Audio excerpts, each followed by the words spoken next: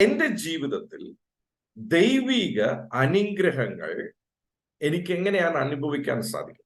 അപ്പൊ ഒരു ദൈവ പൈതലിന്റെ ജീവിതത്തിൽ രണ്ട് പ്രധാനപ്പെട്ട ഘടകങ്ങളുണ്ട്. ഒന്ന്, ആ ദൈവ പൈതലിന്റെ ക്യാരക്ടർ അഥവാ സ്വഭാവം.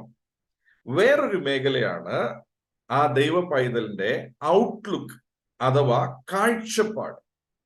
ഈ രണ്ട് മേഖലയിലും ഒരു വ്യക്തി വളർച്ച പ്രാപിക്കുമ്പോഴാണ് ആ വ്യക്തിക്ക് അനുഗ്രഹം അനുഭവിക്കാൻ സാധിക്കുന്നത്. ഞാൻ ഇനി പറയുന്നത് കുറച്ച് ശ്രദ്ധിച്ച് കേൾക്കുക. ഒരു പരിശുദ്ധാത്മാവിന്റെ അഭിഷേകത്തിൽ ഒരു വ്യക്തിയുടെ ഹൃദയം തുറക്കപ്പെട്ട് രക്ഷയുടെ അനുഭവം പ്രാപിച്ച ആദ്യകാല സഭകളെല്ലാം അവര് കൂടുതലും പ്രസംഗിച്ചത് സ്വഭാവ പരിവർത്തനത്തെ കുറിച്ചാണ്. സ്വഭാവത്തിൽ ഉണ്ടാകേണ്ടിയ മാറ്റങ്ങൾ എന്തൊക്കെയാണ്? അപ്പം അതിന്റെ പേരാണ് അവര് വിശുദ്ധി എന്ന് പറയുന്നത്. പക്ഷെ ഈ വിശുദ്ധി എന്ന വാക്ക് വളരെയധികം മിസ്ഇന്റർപ്രറ്റഡ് എന്ന് പറഞ്ഞാൽ ഞാൻ അത് ഉദ്ദേശിക്കുന്ന ഇത്രയേ ഉള്ളൂ. വിശുദ്ധി എന്ന് പറയുമ്പോൾ പലരുടെയും ഉള്ളിൽ ആദ്യം വരുന്ന ചിന്ത, എനിക്കൊരു സ്വാതന്ത്ര്യമില്ലാത്ത ജീവിതമാണ് വിശുദ്ധിയുടെ ജീവിതം. അതൊരു കൽപ്പനയുടെ അടിസ്ഥാനത്തിൽ ഇങ്ങനെ ചെയ്യണം, ഇങ്ങനെ ചെയ്യരുത്, അങ്ങനെ നമുക്ക് കുറെ ലിസ്റ്റുകൾ ഉണ്ടാക്കി അത് വിശുദ്ധിയാണ്, വിശുദ്ധിയിൽ ജീവിക്കുന്നത് മാത്രമേ ഉള്ളൂ എന്ന് പ്രസംഗിച്ചു. ഞാൻ എന്ന് പറയാം, രണ്ട് ഘടകങ്ങൾ. ഒന്ന് സ്വഭാവം, രണ്ട് കാഴ്ചപ്പാട്. ഈ വിശുദ്ധി പ്രസംഗിച്ച് സംഭവിച്ചത്, അപ്പം സ്വഭാവ വൈകല്യങ്ങളിലുള്ള മാറ്റത്തെക്കുറിച്ച് മാത്രം പ്രസംഗിച്ചപ്പോൾ സംഭവിച്ചത് കാഴ്ചപ്പാടിനെ കുറിച്ചുള്ള വചനങ്ങൾ ഒന്നും പ്രസംഗിക്കപ്പെട്ടില്ല. പല ചിന്താഗതികളും പഴയ നിയമത്തിന്റെ ചിന്താഗതികൾ തന്നെ തിരിച്ചു കയറി വന്നു. പഴയ നിയമത്തിൽ എങ്ങനെ ഒരു വ്യക്തി കൽപ്പന അനുസരിച്ചിട്ട് താൻ ചിലത് പ്രവർത്തിക്കുന്നു, അതുപോലെ വിശുദ്ധിയുടെ കാര്യത്തിൽ പ്രസംഗിക്കുവാനായിട്ട് തുടങ്ങി. അവര് ചെയ്യുന്നത് വളരെ നല്ല കാര്യമാണ്, ഒരിക്കലും അവർ ചെയ്യുന്നത് തെറ്റായിട്ടുള്ള കാര്യമല്ല. പക്ഷേ വിശുദ്ധി മാത്രം പോരാ ഒരു വ്യക്തിയുടെ ജീവിതം അനുഗ്രഹിക്കപ്പെടുവാനായിട്ട്. അപ്പൊ മുന്നോട്ട് വന്നപ്പോൾ സംഭവിച്ചത് എന്നാന്ന് പറഞ്ഞാൽ, എല്ലാവരും വിശുദ്ധി മാത്രം പ്രസംഗിച്ചു. വിശുദ്ധി എന്ന് പറയുന്നതിനെ ഞാൻ വീണ്ടും മാറ്റി പറയാം. വിശുദ്ധി എന്ന് വെച്ചാൽ വേറെ ഒന്നുമല്ല, എൻ്റെ അപ്പന്റെ സ്വഭാവം എന്നിൽ വരുന്നതാണ് വിശുദ്ധി. എൻ്റെ അപ്പന്റെ സ്വഭാവം എന്താണോ ആ സ്വഭാവം എൻ്റെ ജീവിതത്തിൽ വരുന്നതാണ് വിശുദ്ധി. ദൈവം ദൈവമായി ഇരിക്കാനുള്ള കാരണം തൻ്റെ സ്വഭാവമാണ്. ഞാൻ വീണ്ടും പറയാം, ദൈവം ദൈവമായി ഇരിക്കാനുള്ള കാരണം തൻ്റെ സ്വഭാവമാണ്. അപ്പോൾ തന്നെ പിശാചായി ഇരിക്കാനുള്ള കാരണവും അവന്റെ സ്വഭാവം തന്നെയാണ്. ഞാൻ വീണ്ടും പറയാം, ദൈവം ദൈവമായി ഇരിക്കാനുള്ള കാരണം തന്റെ സ്വഭാവമാണ്.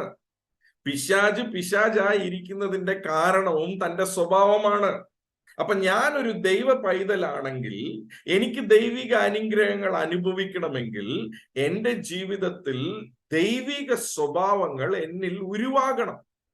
അപ്പം ദൈവവചനത്തിൽ പറഞ്ഞിരിക്കുന്ന പല കാര്യങ്ങളും, പരിശുദ്ധാത്മാവ് എഴുതി വെച്ചിരിക്കുന്ന പല കാര്യങ്ങളും, പുതിയ നിയമത്തിൽ ചെയ്യാൻ പറഞ്ഞിരിക്കുന്ന പല കാര്യങ്ങളും, അരുതെന്ന് പറഞ്ഞിരിക്കുന്ന പല കാര്യങ്ങളും, അതിന് ഒരു ഉദ്ദേശമേ ഉള്ളൂ, എൻ്റെ സ്വഭാവത്തെ അപ്പന്റെ സ്വഭാവത്തെ പോലെ ആക്കിയെടുക്കാൻ വേണ്ടിയാണ് എഴുതിയിരിക്കുന്നത്. ഞാൻ അപ്പോൾ തന്നെ ഒരു കാര്യം പറയട്ടെ, വിശുദ്ധി എന്ന് പറയുമ്പോൾ, അല്ലെ സ്വഭാവ വെടിപ്പ് എന്ന് പറയുമ്പോൾ നമ്മുടെ ഉള്ളിൽ തോന്നുന്നത് ഒരു സ്വാതന്ത്ര്യക്കുറവാണ്.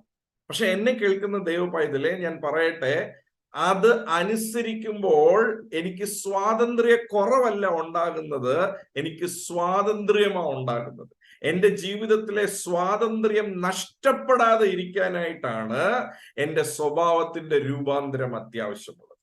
എന്നാൽ അത് മാത്രം പ്രസംഗിച്ച് വന്നപ്പോൾ വേറെ കാഴ്ചപ്പാടിനെ കുറിച്ചുള്ള പ്രസംഗങ്ങൾ ഒന്നുമില്ലാതെ വന്നപ്പോൾ മനുഷ്യന്റെ ഉള്ളിൽ തനിക്ക് ഈ ഭൂമിയിലുള്ള ജീവിതത്തെക്കുറിച്ച് ഒരു കാഴ്ചപ്പാടും ഇല്ലാതെയായി. അപ്പം പലരും അവര് വിശുദ്ധിയിൽ ജീവിക്കുക, അഥവാ ദൈവത്തിന്റെ സ്വഭാവം എന്നിൽ വരണം, ദൈവത്തിന്റെ സ്വഭാവം പോലെ എനിക്ക് ജീവിക്കണം എന്നൊക്കെ ചിന്തിക്കുമ്പോൾ കാഴ്ചപ്പാടില്ല. അപ്പം 3-4 മണിക്കൂർ പ്രാർത്ഥിക്കുന്ന ചില വ്യക്തികളുണ്ട്. അവരുടെ ജീവിതത്തിൽ അവര് വചനം പറയുന്നത് പോലെ ജീവിക്കാനായിട്ട് ശ്രമിക്കുന്നവരാ. എങ്കിലും അവരുടെ കാഴ്ചപ്പാട് ദാരിദ്ര്യമാണെങ്കിൽ അവരുടെ ജീവിതത്തിൽ ഈ ലോകത്ത് ജീവിക്കുമ്പോൾ മുഴുവൻ അവർ ദാരിദ്ര്യം അനുഭവിക്കുക. ചിലര് വിശുദ്ധിയിൽ ജീവിക്കുക, പക്ഷെ അപ്പോൾ തന്നെ അവർ രോഗം ദൈവം തരുന്നതാണെന്ന് വിശ്വസിക്കുന്നതെങ്കിൽ അവരുടെ ജീവിതത്തിൽ അവർ രോഗം നിറഞ്ഞ ഒരു ജീവിതമാണ് അവർ നയിക്കുന്നത്. അപ്പൊ കുറച്ച് മുന്നോട്ട് വന്നപ്പോൾ അത് കഴിഞ്ഞ് എഴുന്നേറ്റ ഉണർവിനകത്തും അത് കഴിഞ്ഞിട്ട് എഴുന്നേറ്റ ദൈവദാസന്മാരും പ്രസംഗിക്കാൻ തുടങ്ങിയ കാര്യമാണ് ക്രിസ്തുവിൽ നിങ്ങൾ ആരാണ്, ക്രിസ്തുവിൽ നിങ്ങളുടെ അവകാശം എന്താണ്, ക്രിസ്തുവിൽ നിങ്ങൾക്ക് എന്തൊക്കെയാണ് സാധ്യതകൾ, നീ ആ മകനാണ്, നീ ഒരു അടിമയല്ല, ദൈവം നിന്റെ അപ്പനാണ്, ദൈവം നാട്ടുകാർക്ക് ദൈവമാണ്, പക്ഷെ നീ അവനെ കൈക്കൊണ്ടിട്ടുണ്ടോ, അവനെ കൈക്കൊണ്ട ഏവർക്കും മക്കളാകാൻ അവൻ അവകാശം കൊടുത്തിരിക്കുക.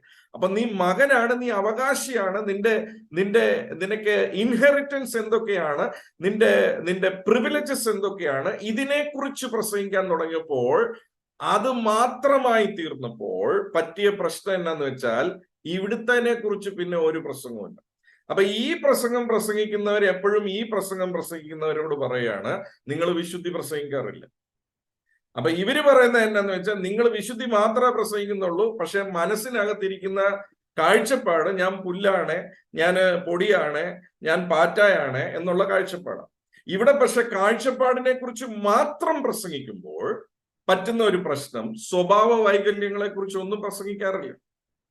ക്രിസ്തുവിൽ പൂർണ്ണരാണെന്ന് പ്രസംഗിക്കുക. ക്രിസ്തുവിൽ പൂർണ്ണർ എവിടെയാണെന്ന് ചോദിച്ചാൽ ക്രിസ്തുവിൽ പൂർണ്ണരായത് ആത്മാവിലാണ്. അതുകൊണ്ടാണ് റോമർക്ക് എഴുതിയ ലേഖനം 12-ാം അധ്യായം 2-ാമത്തെ വാക്യം നമുക്ക് ഒന്നുകൂടെ വായിക്കാം. നമുക്ക് വളരെ സുപരിചിതമായിട്ടുള്ള വാക്യം ഒന്നുകൂടെ നമുക്ക് വായിക്കാം. റോമർക്ക് എഴുതിയ ലേഖനം 12-ാം അധ്യായം അതിന്റെ 2-ാമത്തെ വാക്യം. ഈ ലോകത്തിന് അനുരൂപമാകാതെ നന്മയും പ്രസാദവും പൂർണ്ണതയുമുള്ള ദൈവഹിതം ഇന്നതെന്ന് തിരിച്ചറിയേണ്ടതിന് മനസ്സ് പുതുക്കി രൂപാന്തരപ്പെടുക. ശ്രദ്ധിച്ചേ, ഈ വചനത്തെ ഈ കൂട്ടർ അഥവാ ഇത് പ്രസംഗിക്കുന്നവര് എങ്ങനെ അതിനെ ഇന്റർപ്രറ്റ് ചെയ്തെന്ന് വെച്ചാൽ, ഈ ലോകത്തിനൊത്ത പോലെ നിങ്ങൾ ജീവിക്കരുത് എന്ന് വെച്ചാൽ സിനിമ കാണരുത്, നിങ്ങൾ എന്നാ പറയുന്ന മുടി വെട്ടുന്ന സൂക്ഷിച്ചു വേണം മുടി വെട്ടാനായിട്ട്, നിങ്ങൾ എന്നാ പറയുന്ന ഡ്രസ് ഇടുന്ന സൂക്ഷിച്ചു വേണം, നിങ്ങളുടെ ഓഫ്കോഴ്സ് ക്യാരക്ടറിലുള്ള എല്ലാ അപ്പം ഈ ലോകത്തിന് അനുരൂപപ്പെടാതെ ദൈവത്തിന് ഇഷ്ടമുള്ള രീതിയിൽ വേണം നിങ്ങൾ ജീവിക്കാനായിട്ട്. സ്വഭാവത്തെ കുറിച്ച് മാത്രം ആ വാക്യത്തെ അവർ ഇന്റർപ്രറ്റ് ചെയ്തു. ഞാൻ പറയുന്നത് എത്ര പേർക്ക് മനസ്സിലാവുന്നുണ്ടെന്ന് അറിയാം. സ്വഭാവ മാറ്റത്തെ കുറിച്ച് മാത്രം, ഈ ലോകത്തിന് അനുരൂപപ്പെടാതെ ദൈവഹിതം എന്റെ സ്വഭാവം എങ്ങനെ ആയിരിക്കണമെന്ന് വചനം പറയുന്നു, അതനുസരിച്ച് നിങ്ങളുടെ സ്വഭാവം മാറണം. അങ്ങനെ മാത്രമായിട്ട് അതിനെ ഇന്റർപ്രറ്റ് ചെയ്തു. ഇപ്പുറത്ത് പ്രസംഗിക്കുന്നവര് അവരതിനെ ഇന്റർപ്രറ്റ് ചെയ്തു, കാഴ്ചപ്പാട് മാറിയ ജീവിതം മാറും. ഇത് രണ്ടും കറക്റ്റ് ആണ്, രണ്ടും അത്യാവശ്യമാണ്. പക്ഷെ ഒന്നുണ്ടായിട്ട് ഒന്നുണ്ടായില്ലെങ്കിൽ പ്രയോജനം. ഒരു വ്യക്തിക്ക് സ്വഭാവ മാറ്റം സംഭവിച്ചു, പക്ഷെ കാഴ്ചപ്പാട് വലുതായില്ലെങ്കിൽ, യേശുവിനെ പോലെയുള്ള ഒരു കാഴ്ചപ്പാട് വന്നില്ലെങ്കിൽ ജീവിതത്തിൽ ദൈവിക അനുഗ്രഹങ്ങൾ അനുഭവിക്കാൻ സാധിക്കത്തില്ല. അപ്പോൾ തന്നെ ഒരാൾക്ക് കാഴ്ചപ്പാട് വരാൻ തുടങ്ങി. ഈ വചനം കേട്ട് കാഴ്ചപ്പാടിനെ കുറിച്ചുള്ള വചനം, പക്ഷെ ജീവിതത്തിലെ സ്വഭാവ വൈകല്യങ്ങൾ ഇപ്പോഴും മാറിയിട്ടില്ല. അപ്പോൾ അത് നിലനിൽക്കത്തില്ല. ഞാനൊരു കാര്യം പറയാം, കഴിവ് കൊണ്ടും കാഴ്ചപ്പാട് കൊണ്ടും നമുക്കൊരു സ്ഥലത്ത് എത്താം. പക്ഷെ നമ്മുടെ സ്വഭാവം അഥവാ ക്യാരക്ടറിന് മാത്രമേ നമ്മളെ അവിടെ നിലച്ചു നിർത്തത്തുള്ളൂ. ഞാൻ അതുകൊണ്ടാണ് പറഞ്ഞേ, ദൈവമായി ഇരിക്കുന്നതിന്റെ കാരണം ദൈവത്തിന്റെ സ്വഭാവമാണ്. എന്തുകൊണ്ടാണ് നമ്മുടെ സ്വഭാവത്തിൽ മാറ്റം വരണമെന്ന് പറഞ്ഞാൽ, ദൈവത്തിന്റെ സ്വഭാവം നമ്മളിൽ വരണമെന്ന് പറഞ്ഞാൽ, ദൈവം കൈകാര്യം ചെയ്യുന്ന കാര്യങ്ങൾ എനിക്ക് കൈകാര്യം ചെയ്യണം. എനിക്ക് ദൈവത്തിന്റെ സ്വഭാവം ഉണ്ടെങ്കിലേ കൈകാര്യം ചെയ്യാൻ പറ്റത്തുള്ളൂ. ദൈവത്തിന് എന്തെല്ലാം ഉണ്ടോ അത് എനിക്കുള്ളതാണ്. പക്ഷെ എനിക്കത് കൈകാര്യം ചെയ്യണമെങ്കിൽ എനിക്ക് ദൈവിക സ്വഭാവം എന്നിൽ ഉണ്ടെങ്കിൽ മാത്രമേ അത് കൈകാര്യം ചെയ്യാൻ പറ്റത്തുള്ളൂ. ഗലാത്യർ 4:1 വായിച്ചു. അവകാശി സർവത്തിനും യജമാനെങ്കിലും ശിശുവായിരിക്കുന്നിടത്തോളം ദാസനേക്കാൾ ഒട്ടും വിശേഷതയില്ല. അപ്പം സ്വഭാവം നമ്മുടെ ക്യാരക്ടർ ഡെവലപ്പ് ആകാത്തിടത്തോളം കാലം ദൈവം എന്ത് അനുഗ്രഹങ്ങൾ തന്നാലും അത് നമ്മുടെ കയ്യിൽ നിലച്ചു നിൽക്കത്തില്ല. ഒരു ഉദാഹരണം ഞാൻ പറയട്ടെ. ഈ കാഴ്ചപ്പാടിനെ കുറിച്ചുള്ള ഒരു വചനം കേൾക്കുകയും കാഴ്ചപ്പാട് വികസിക്കുകയും ചെയ്യുമ്പോൾ ഒരാൾക്ക് താൻ ചെയ്യുന്ന ബിസിനസ്സിൽ അഥവാ ജോലിയിൽ, ഏത് മേഖലയിലായിക്കോട്ടെ, കാഴ്ചപ്പാട് വിശാലമായി. ആ കാഴ്ചപ്പാടിനൊത്ത രീതിയിലുള്ള ഒരു അനുഗ്രഹം തന്റെ ജീവിതത്തിൽ ഉണ്ടായി. എന്നാൽ തനിക്ക് കിട്ടിയ സാമ്പത്തിക അനുഗ്രഹത്തിൽ നിന്ന് സ്വഭാവ ഗുണമനുസരിച്ച് ദൈവവചനം പറയുന്നത് അതിനകത്തെ ഏറ്റവും നല്ലതും അതിനകത്തെ ഒരു ഓഹരിയും ദൈവരാജ്യത്തിൽ വിതയ്ക്കണം. പക്ഷെ സ്വഭാവത്തിൽ ആ മാറ്റം വരാത്തിടത്തോളം കാലം ഈ കാഴ്ചപ്പാടിന്റെ വികസനത്തിൽ കിട്ടിയ അനുഗ്രഹവും സ്വഭാവത്തിലെ മാറ്റം വരാത്തിടത്തോളം കാലം അത് നിലച്ചു നിൽക്കത്തില്ല, അത് തിരിച്ചുപോയി. അതുകൊണ്ടാണ് ഒരു അവകാശി സകലത്തിനും അവൻ മുതലാളിയാണേലും അവൻ ഓണറാണേലും എങ്കിലും അവൻ ശിശു ആയിരിക്കുന്നിടത്തോളം കാലം അവന് ദാസന് കിട്ടുന്ന പോലെ ചോദിച്ച് മേടിക്കാൻ പറ്റത്തുള്ളൂ, കിട്ടത്തില്ല. അങ്ങനെയാണെങ്കിൽ എന്നെ കേൾക്കുന്ന ദൈവമക്കൾ വളരെ ശ്രദ്ധിച്ച് കേൾക്കുക. ഈ രണ്ട് മേഖലയിലും എനിക്ക് വളർച്ചയുണ്ടാകുമ്പോഴാണ് എനിക്ക് ദൈവിക അനുഗ്രഹങ്ങൾ അനുഭവിക്കാൻ സാധിക്കുന്നത്. കാഴ്ചപ്പാടില്ലാതെ എനിക്ക് ദൈവിക അനുഗ്രഹങ്ങൾ എനിക്ക് എന്തൊക്കെ ഉണ്ട് എന്നും ഞാൻ എന്തിൻ്റെയൊക്കെ അവകാശിയാണെന്നും ക്രിസ്തുവിൽ എൻ്റെ സ്ഥാനം എന്താണെന്നും എനിക്ക് എന്തൊക്കെ നൽകപ്പെട്ടിരിക്കുന്നു എന്നുള്ളതും എനിക്ക് അവകാശപ്പെടുത്താൻ പറ്റത്തില്ല കാഴ്ചപ്പാട് മാറിയില്ലെങ്കിൽ.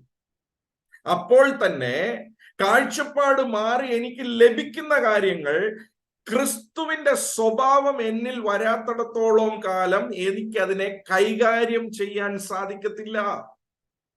അതുകൊണ്ട് ക്രിസ്തുവിന്റെ സ്വഭാവവും ക്രിസ്തുവിന്റെ കാഴ്ചപ്പാടും ഒരു ദൈവ പൈതലിന്റെ ഉള്ളിൽ വന്നാൽ മാത്രമേ അനുഗ്രഹം അനുഭവിക്കാൻ സാധിക്കത്തുള്ളൂ.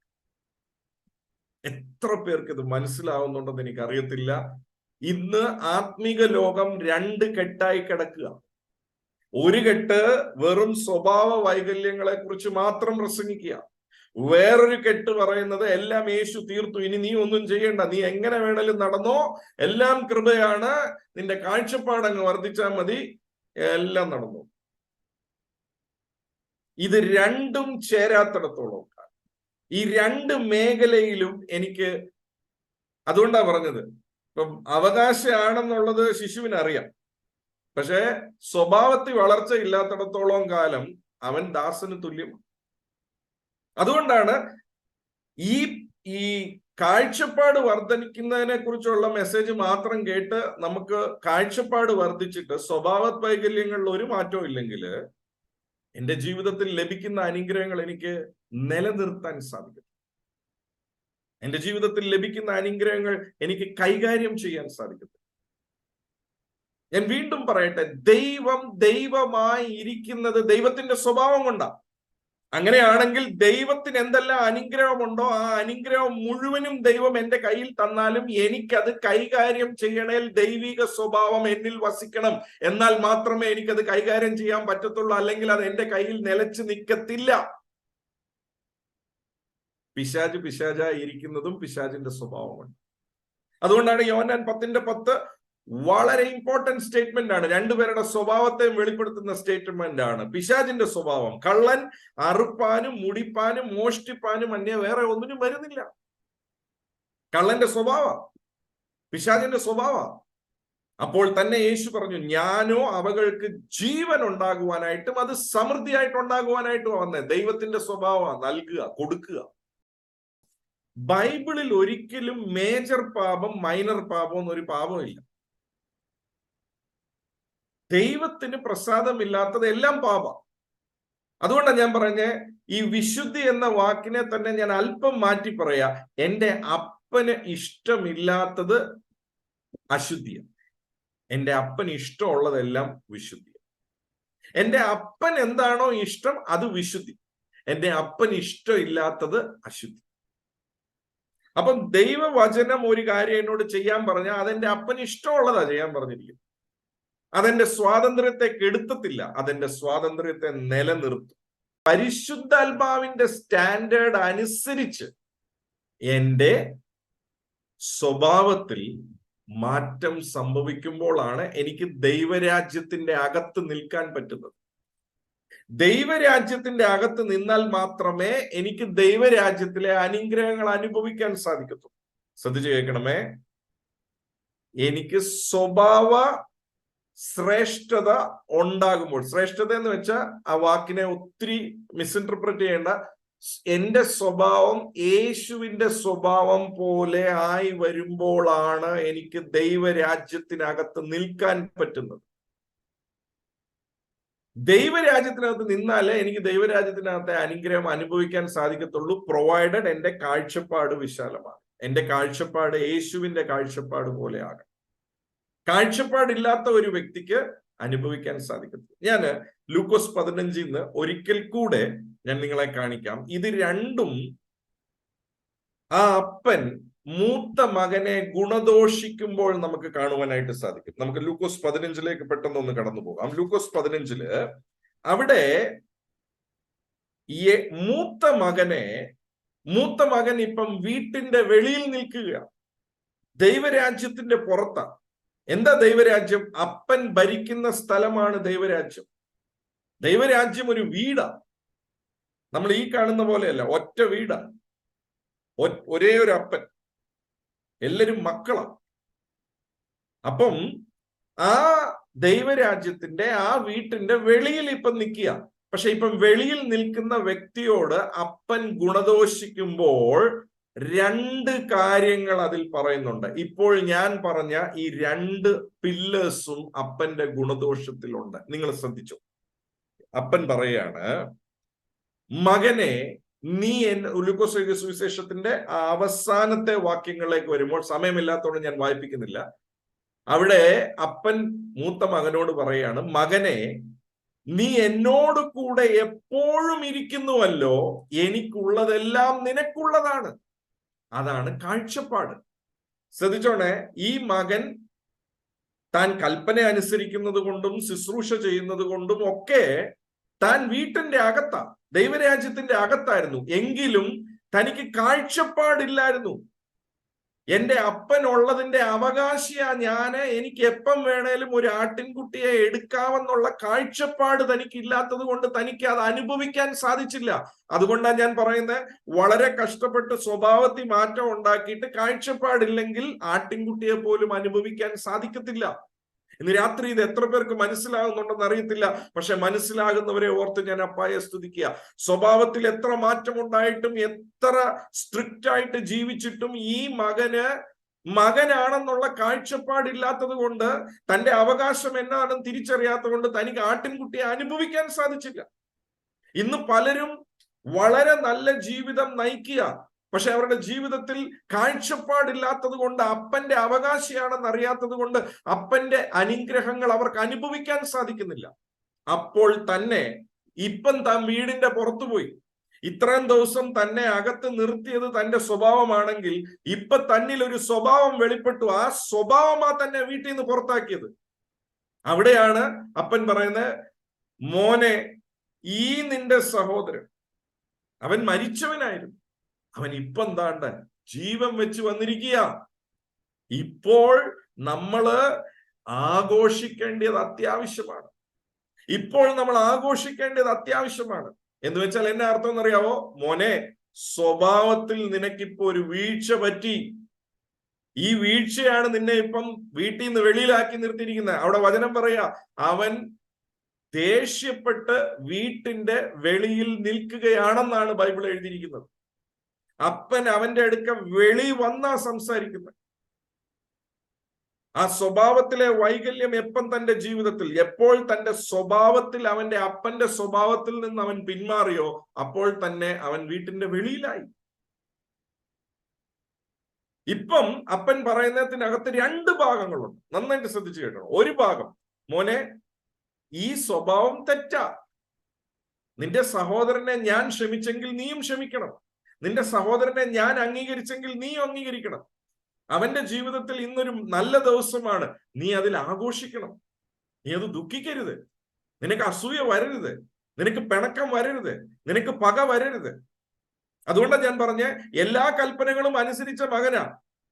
നിന്റെ കൽപ്പനകളെല്ലാം ഞാൻ അനുസരിച്ചു എന്ന് പറഞ്ഞു. പക്ഷെ പരിശുദ്ധാത്മാവിന്റെ സ്റ്റാൻഡേർഡ് വേറെയാ. പക വരുമ്പോൾ, കയ്പ് വരുമ്പോൾ, പിണക്കം വരുമ്പോൾ ദൈവരാജ്യത്തിന് പുറത്താ.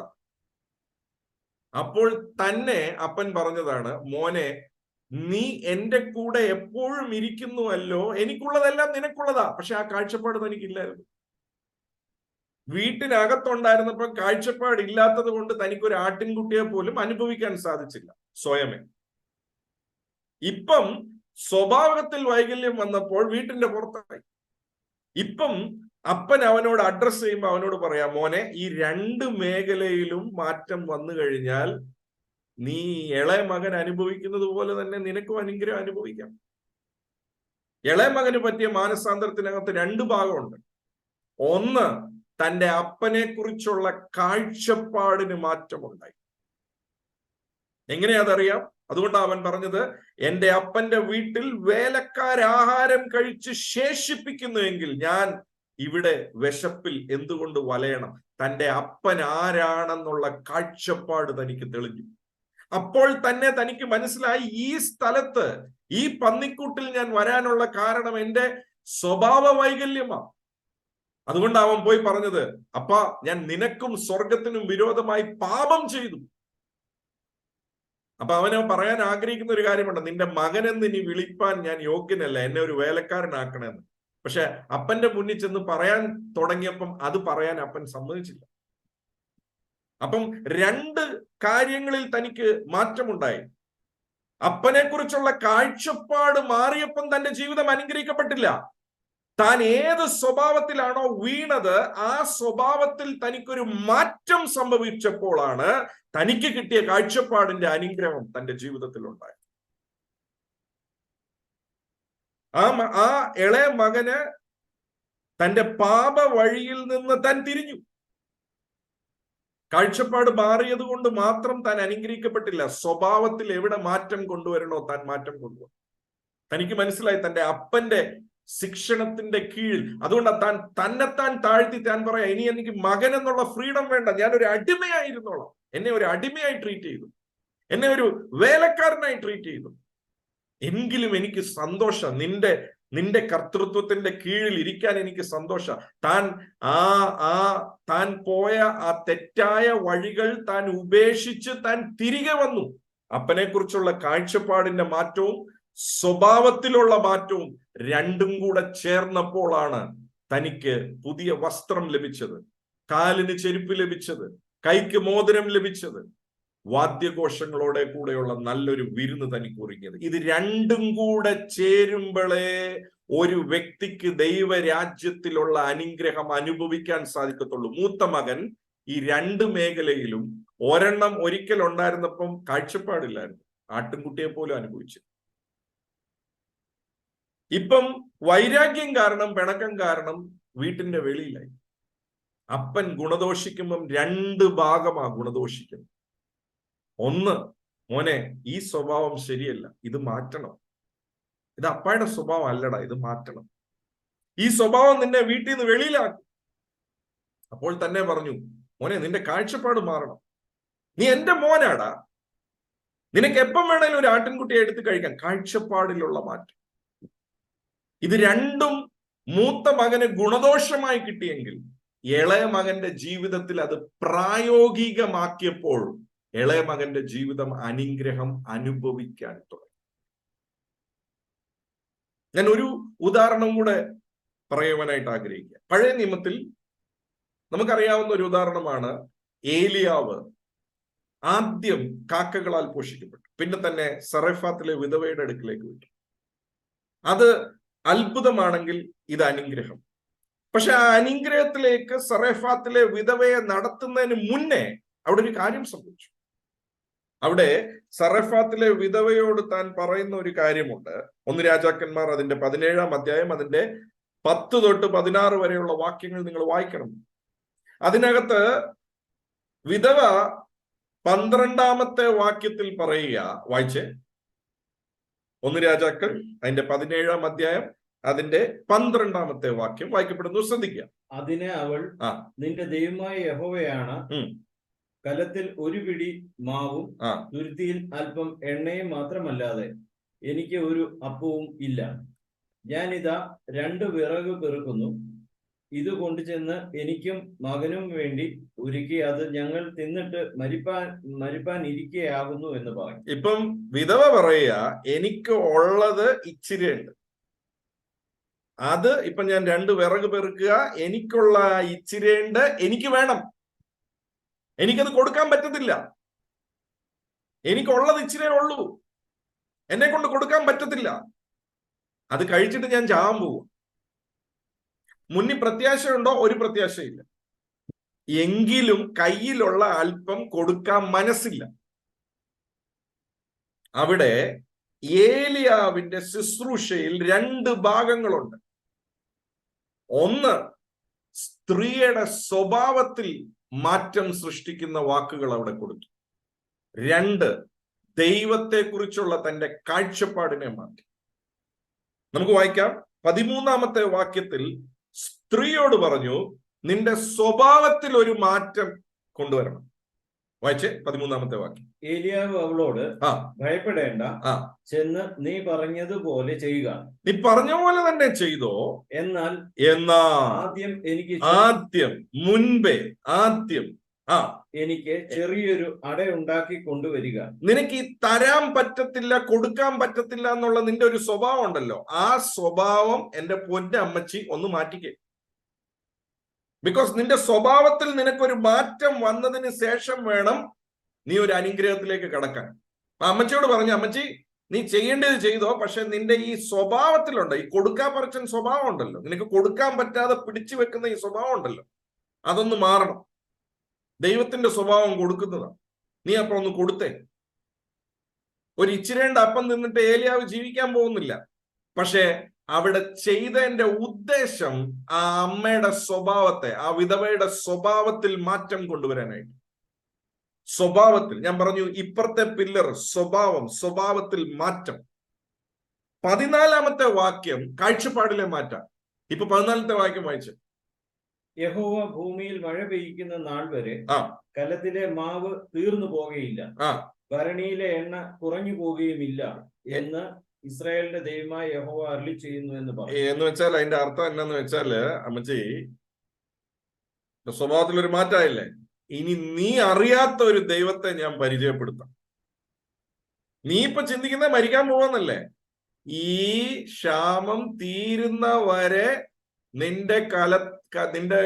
ഇതിന്റെ കലത്തിലെ മാവ് കുറയത്തില്ല, നിന്റെ കലശത്തിലെ എണ്ണയും കുറയത്തില്ലാത്ത രീതിയിൽ ഒരു അനുഗ്രഹം നിന്റെ ജീവിതത്തിൽ ഉണ്ടാകും. കാഴ്ചപ്പാട്. ഇത് രണ്ടും കൂടെ ചേർന്നപ്പോഴാണ് സറെഫാത്തിലെ വിധവയുടെ വീട്ടിൽ അനുഗ്രഹം അനുഭവിക്കാൻ തുടങ്ങി. എത്ര പേർക്ക് ഇത് മനസ്സിലാവും? ഏലിയാവിന്റെ ശുശ്രൂഷയിൽ 2 ഭാഗങ്ങളുണ്ടായിരുന്നു. സ്വഭാവത്തിൽ മാറ്റം, കാഴ്ചപ്പാടിൽ. സറെഫാത്തിലെ വിധവ ചിന്തിച്ചു, ദൈവം അയച്ചിരിക്കുന്ന ക്ഷാമമാണ്, ഇനി ഞാൻ ഇത് മരിക്കാൻ പോവുക. പക്ഷെ ഏലിയാവ് ആ കാഴ്ചപ്പാടിനെ മാറ്റിയിട്ട് പറഞ്ഞു, ഇത് നിന്നെ കൊല്ലാൻ വന്നിരിക്കുന്നതല്ല, നീ ഇത് ജീവിക്കും. അതാ കാഴ്ചപ്പാട്. പക്ഷെ ആ കാഴ്ചപ്പാട് കൊണ്ട് മാത്രം നിനക്ക് ഈ അനുഗ്രഹം അനുഭവിക്കാൻ പറ്റത്തില്ല. ഈ കാഴ്ചപ്പാട് നിന്റെ ജീവിതത്തിൽ പ്രവർത്തിക്കണമെങ്കിൽ നിന്റെ സ്വഭാവത്തിൽ ഒരു മാറ്റം വരണം. നിനക്കിപ്പോ കൊടുക്കാൻ പറ്റാതെ ഇരിക്കുകയല്ലേ, കൊടുക്ക്. അപ്പം സ്വഭാവത്തിലെ മാറ്റവും കാഴ്ചപ്പാടിലെ മാറ്റവും രണ്ടും കൂടെ ചേർന്നപ്പോഴാണ് സറെഫാത്തിലെ വിധവയും വിധവയുടെ കുടുംബവും അതിന്റെ കൂടെ ഏലിയാവും കൂട്ടരും എല്ലാരും ആ ക്ഷാമകാലത്ത് ക്ഷേമമായി അവർ പോറ്റപ്പെട്ടു. It was not a miracle, it was a blessing. Because കാക്ക ഡെയിലി രാവിലെ വരുവോ ഇല്ലയോ എന്ന് ആശങ്കപ്പെടേണ്ട ആവശ്യമില്ല. ഇത് എത്ര എടുത്താലും പിന്നെയും വന്നോണ്ടിരിക്കും. സങ്കടപ്പെടേണ്ട ആവശ്യമില്ല. 1 പത്രോസ് അതിന്റെ 3-ാം അധ്യായം അതിന്റെ 9-ാമത്തെ വാക്യം. 1 പത്രോസ് അതിന്റെ 3-ാം അധ്യായം അതിന്റെ 9-ാമത്തെ വാക്യം വായിക്കുമ്പോൾ നമുക്ക് മനസ്സിലാകും, പുതിയ നിയമത്തിലാണെങ്കിലും ഇത് രണ്ടും കൂടെ ചേരുമ്പോൾ മാത്രമേ അനുഗ്രഹം അനുഭവിക്കാൻ സാധിക്കത്തുള്ളൂ. 1 പത്രോസ് 3:9 വായിക്കപ്പെടുന്നു, ശ്രദ്ധിക്കുക. ദോഷത്തിന് ദോഷവും ദോഷത്തിന് ദോഷവും ശകാരത്തിന് ശകാരവും ശകാരത്തിന് ശകാരവും പകരം ചെയ്യാതെ എന്നതായത് സ്വഭാവത്തിലുള്ള മാറ്റം. അടുത്തത് പറയാ, വായിച്ചേ. നിങ്ങൾ അനുഗ്രഹം കാണാനാനല്ല വിളിക്കപ്പെട്ടിരിക്കുന്നത്, കേൾക്കാനല്ല വിളിക്കപ്പെട്ടിരിക്കുന്നത്. നിങ്ങൾ അനുഗ്രഹം അനുഭവിക്കാൻ വിളിക്കപ്പെട്ടവരാകയാൽ വിളിക്കപ്പെട്ടത് കൊണ്ട് അനുഗ്രഹിക്കുന്നവരായിരിക്കും. സ്വഭാവത്തിൽ ഉള്ള മാനസാന്തരവും കാഴ്ചപ്പാടിലുള്ള മാനസാന്തരവും രണ്ടും ചേരുമ്പോഴാണ് അനുഗ്രഹം അനുഭവിക്കാൻ സാധിക്കുന്നത്. അതുകൊണ്ട് ശുശ്രൂഷകരോട് ഞാൻ പറയാം, ഇത് രണ്ടും കൂടെ ചേർത്ത് നിങ്ങൾക്ക് ശുശ്രൂഷിക്കാൻ പറ്റുമെങ്കിൽ നിങ്ങളുടെ ശുശ്രൂഷയിൽ ജനങ്ങൾ അനുഗ്രഹം അനുഭവിക്കും. അയ്യോ, ഇതുപോലത്തെ പ്രസംഗം, ഇത് രണ്ടും കൂടെ ചേരുന്ന പ്രസംഗം എവിടെയാ ബ്രദറെ കിട്ടുന്നത്? Brother KC Thomas Thosutty brother type ചെയ്താൽ മതി. യൂട്യൂബിൽ, ഫേസ്ബുക്കിൽ എല്ലാം കേൾക്കാം. എന്റെ മെസ്സേജിൽ ഇത് രണ്ടും കാണും. എവിടെയും കിട്ടുന്നില്ലെങ്കിൽ ടൈപ്പ് അടിച്ച് പോയാൽ മതി, എന്റെ മെസ്സേജ് കേൾക്കാൻ പറ്റും. ഇത് രണ്ട് മേഖലയിൽ. അപ്പം നമ്മൾ മനസ്സിലാക്കേണ്ട ഒരു കാര്യമുണ്ട്. സ്വഭാവത്തില് അപ്പനെ പോലെയുള്ള സ്വഭാവം എന്നിൽ ആയി വരിക എന്ന് പറയുന്നത് എന്തിനാണ്? എനിക്ക് കിട്ടുന്ന അനുഗ്രഹം എനിക്ക് കൈകാര്യം ചെയ്യണമെങ്കിൽ. ദൈവത്തിന്റെ കയ്യിൽ നിന്നല്ലേ അനുഗ്രഹം വരുന്നത്. ദൈവം അത് കൈകാര്യം ചെയ്യുന്നതിന്റെ കാര്യം ദൈവത്തിന്റെ സ്വഭാവം. പിശാചിന്റെ കയ്യിൽ എന്നാ ഉണ്ട്? രോഗമുണ്ട്. പിശാചിന്റെ കയ്യിൽ എന്നാ ഉണ്ട്? ദാരിദ്ര്യമുണ്ട്. പിശാചിന്റെ കയ്യിൽ എന്നാ ഉണ്ട്? അസൂയുണ്ട്. പിശാചിന്റെ കയ്യിൽ എന്നാ ഉണ്ട്? പകയുണ്ട്. അവന്റെ സ്വഭാവത്തിന്റെ ശ്രേഷ്ഠതയാണ്. ദൈവത്തിന്റെ കയ്യിൽ എന്നാ ഉണ്ട്? അനുഗ്രഹമുണ്ട്, സൗഖ്യമുണ്ട്, ആരോഗ്യമുണ്ട്, സമൃദ്ധിയുണ്ട്. പക്ഷെ അത് കൈകാര്യം ചെയ്യാനുള്ള കാരണം യേശുവിന്റെ സ്വഭാവം. ദൈവത്തിന്റെ സ്വഭാവം എങ്ങനെ ഇരിക്കും? യേശു എങ്ങനെ ഇരിക്കുന്നോ അതുപോലെ ഇരിക്കും. ഫിലിപ്പോസ് പറഞ്ഞു, ഗുരുവേ, ഞങ്ങൾക്ക് പിതാവിനെ കാണിച്ചു തരണം. യേശു പറഞ്ഞില്ല, ഞാൻ പോയിട്ട് ഫോട്ടോ അയച്ചു തരാം. What man Philip, you have been seeing me all this days. ഇനി നിനക്ക് മനസ്സിലായിട്ടില്ല എന്നെ കണ്ടവൻ പിതാവിനെ കണ്ടു. അപ്പന്റെ സ്വഭാവം എന്നിൽ വരിക എന്ന് പറയുന്നത് ഒരു ന്യായപ്രമാണമായിട്ട് പുതിയ നിയമവിശ്വാസം ചിന്തിക്കരുത്. അതെന്റെ ജീവിതത്തിൽ എന്റെ സ്വാതന്ത്ര്യത്തെ നഷ്ടപ്പെടുത്താനല്ല, എന്റെ സ്വാതന്ത്ര്യത്തെ പ്രൊട്ടക്ട് ചെയ്യാനായിട്ടും എന്റെ അവകാശത്തെ എനിക്ക് ഈ ഭൂമിയിൽ അനുഭവിക്കാനും വേണ്ടിയാണ് യേശുവിനെ പോലെ ആകാനായിട്ട് വചനം പറയുന്നത്. അതെന്നെ തകർക്കാനല്ല, അല്ലെങ്കിൽ എന്നെ കർട്ടൈൽ ചെയ്യാനായിട്ടല്ല, എന്നെ ഉയർത്താൻ.